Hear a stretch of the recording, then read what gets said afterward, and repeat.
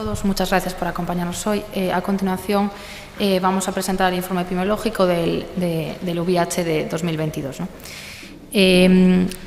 Primero de todo, pues un poco recalcar los importantes logros ahora que estamos comenzando la quinta década de infección por el VIH en Galicia y resaltar que se ha incrementado de forma notable la esperanza y la calidad de vida en las personas con VIH, ha disminuido la morbilidad y la mortalidad y, aunque en menor medida, las prácticas de riesgo han disminuido, pero bueno, aquí nos queda un trabajo por avanzar, ¿no? Pero bueno, aún así la infección por el VIH continúa a ser un importante problema de salud pública y tiende a ser una enfermedad crónica dado que no tenemos una vacuna preventiva, por lo tanto la prevención primaria sigue a ser lo fundamental, ¿no? Bueno, el informe que comentaba, el VIH-Sida y Galicia 2022, que está publicado en la página web, que lo podéis consultar, donde incluye toda la información en cuanto a las infecciones del VIH, de Sida, cómo ha sido esta evolución temporal. También describe las principales características epidemiológicas y todo esto referido al conjunto de la población en Galicia. Datos de infección por el VIH desde el 2004 hasta la actualidad y de Sida desde el 1984 hasta la actualidad. El VIH 2004 porque fue cuando se empezó a registrar en el SIDIBI, que es el sistema de vigilancia y diagnóstico de Galicia, ¿no?, del VIH. Bueno, a continuación vamos a ver una serie de gráficas para contextualizar un poco los datos y cómo estamos en este momento. Aquí vemos la incidencia del VIH y cómo fue evolucionando a lo largo del tiempo, también la de la SIDA. Bueno, ¿qué podemos destacar de esta gráfica? Bueno, pues que en el año 96 ha pegado un descenso importante la SIDA, y esto es gracias a la instauración de la triple terapia antirretroviral con el VIH, con lo cual se vio ese importante descenso. Y los datos de VIH que tenemos desde el año 2004 hasta la actualidad, vemos que la última incidencia que tenemos registrada, el año 2021, es 4,8, una incidencia que va en descenso, de forma lenta, pero va en descenso. Vemos ahí esas pequeñas, esa elevación que hay en el 2019 y la bajada del 2020, y la explicación es la siguiente. En el 2019 se detectaron los casos directamente en los servicios de microbiología, con lo cual se dieron a conocer el 100% de los casos, por eso hubo ahí ese pico, porque había algún caso que probablemente estaba sin notificar y se notificaron ese año. Y en el año 2020 ha bajado la incidencia, pero fue el año de la pandemia. Entonces, es evidente que hubo un infradiagnóstico durante ese año y que se está expresando ahora en los datos del 2021, ¿no? En cuanto al número absoluto de infectados por el VIH, bueno, los datos del 2021 son los siguientes: 129 casos de VIH y 26 casos de SIDA. Si queremos saber un poco por sexo, son 115 en varones y 14 en mujeres. Por lo tanto, los varones representan el 81% de los infectados. En cuanto a la edad en la que se suele diagnosticar, el 76% están entre 25 y 49 años y, por tanto, la edad media del diagnóstico es en 38 años, 36 para los hombres y 49 para las mujeres. En relación a la comparación de nuestra incidencia con el entorno de España, bueno, pues Galicia un 4,8 de incidencia y el entorno de España un 7,4. Vemos experimentado el mismo descenso del año 2020 que comentábamos en Galicia en el entorno de España, y volvemos a lo mismo.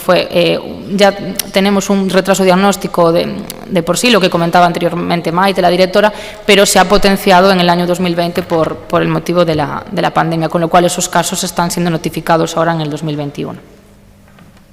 En cuanto a las categorías de transmisión del VIH, bueno, pues sabemos que fundamentalmente es la sexual, 115 personas a través de esta vía, y lo que sí está disminuyendo son las prácticas de inyección de drogas, que han bajado un 14% de transmisión, con lo cual aquí sí que se ha reducido notablemente en el año 2021.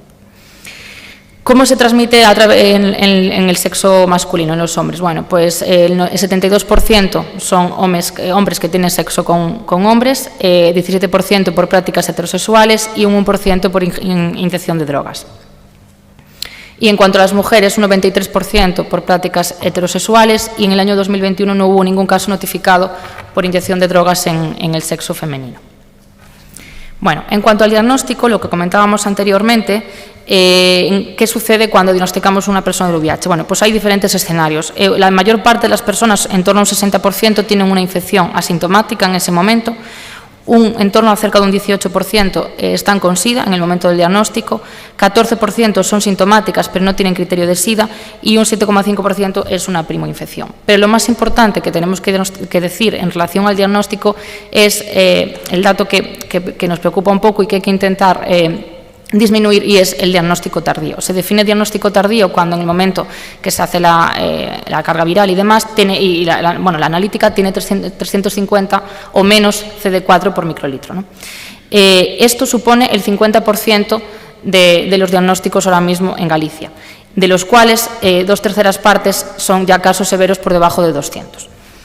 Y esto, lo que comentaba anteriormente, en el año de la pandemia, en el año 2020, se ha incrementado un poco. Este diagnóstico tardío aumenta con la edad, es decir, el 74% de los diagnósticos tardíos tienen más de 54 años y, sobre todo, más en los contagios por la vía heterosexual, que es lo que coincide, es decir, personas mayores y con contagio heterosexual. Es donde se diagnostica más tarde, probablemente por una menor percepción del riesgo, ¿no?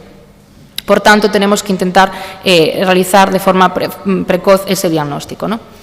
Bien, como comentaba antes, el 50% es un diagnóstico tardío, de los cuales el 31% un diagnóstico tardío severo por debajo de 200. ¿Cuáles son los problemas de este diagnóstico tardío? Bueno, a nivel individual, para personas se inicia más tarde el tratamiento.